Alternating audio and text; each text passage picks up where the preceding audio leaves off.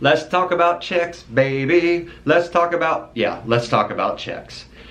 We get a lot of calls on our answer line nowadays on checks. Glad to have them. Want to hear from you what your problems are with checks, what your problems are in anything electronic, payment processing, because we're here to help. That's what we do. But I want to have a discussion with you, which is a discussion, really, it's kind of like a story I tell very regularly when it comes to checks, to help you understand who is going to be considered liable. Now, having said that, let me give a disclaimer that in particular situations, circumstances can change, and you may need to consult with your legal counsel.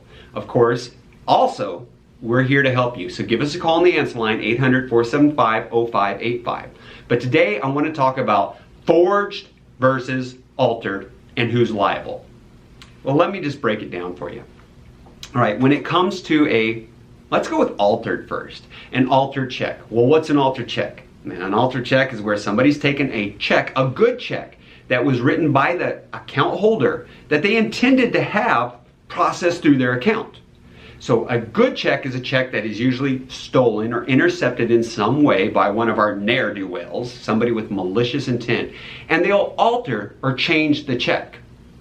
What do they do? Let's say they have a check that's for $75 and they change it to be $750. That's an altered check. Now, who are we going to consider to be liable in that case? Well, let's think about this. The check's been altered. So there's probably some type of physical change on the check that tells us, okay, there's something wrong with this. Somebody did this. Who's in the best position to notice that first? The Bank of First Deposit. Think about it. The Bank of First Deposit, they're the first person to receive the check. They should be able to notice that there's a problem, that something in the check has been altered, that, hey, what's going on here? Red flags are going off. So, in most cases, not necessarily all, if it is an altered item, we are going to hold the Bank of First Deposit responsible for that. Now, interesting question. Bank of First Deposit, do you see all these checks? Especially the ones deposited remotely through remote deposit capture? Do you even get to touch and hold that check? Does it appear altered when you look at the image? That's a question to answer. Now for the flip side, and that's going to be our forged checks. Now, a forged check is going to be a check that, of course, maybe somebody created on their computer. It's going to be their counterfeit checks. They fall under forged checks too. There are ones that could be good check stock. There are ones that could be, made up check stock that somebody made themselves. When it comes to a forged check, the Bank of First Deposit is not going to be able to know, is that the signature of your account holder? The Bank of First Deposit is not going to be able to know, is this your check stock? You as the paying bank are the ones in the best position for that. You'll be able to take the check and look and do a signature comparison because you have it on file. You are the ones that will be able to go, are these checks we've actually issued or would have issued?